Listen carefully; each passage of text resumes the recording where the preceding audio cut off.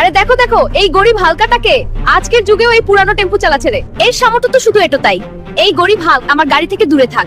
কোথাও তোর চোখে আমার এই নতুন গাড়িটা নোংরা হয় না যায়। এই তালুকদার মেয়েটা তো খুবই অহংকার দেখাচ্ছে রে। একদিন এমন একটা গাড়ি কিনবো পুরো গ্রাম দাঁড়িয়ে দাঁড়িয়ে দেখবে। আরে ম্যাডাম, এই গাড়িটার দাম কত রে? এই গাড়িটা আমি কিনবো যত দামি হোক।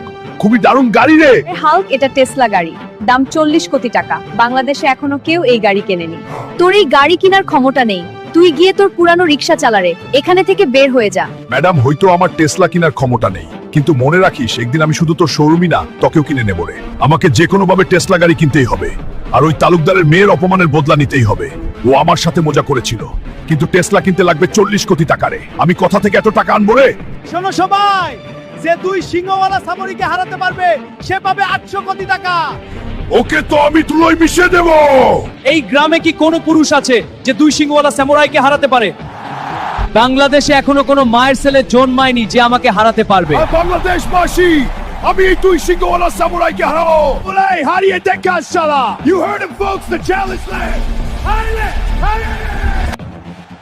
এই সামুরাই কুস্তিগিরকে হারাতে আমাকে সাহায্য করো রে।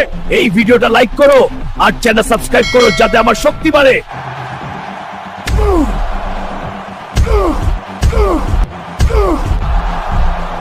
হালকা দুই সিংহওয়ালা সামুরাই কুস্তিগিরকে হারিয়ে দিয়েছে। আরে ম্যাডাম, সামর্থ্যের কথা বলেছিলে না? এই নাও 800 কোটি টাকা, আর এই শোরুম থেকে বের হয়ে যা। আমি এই শোরুমটাই কিনে নিয়েছি।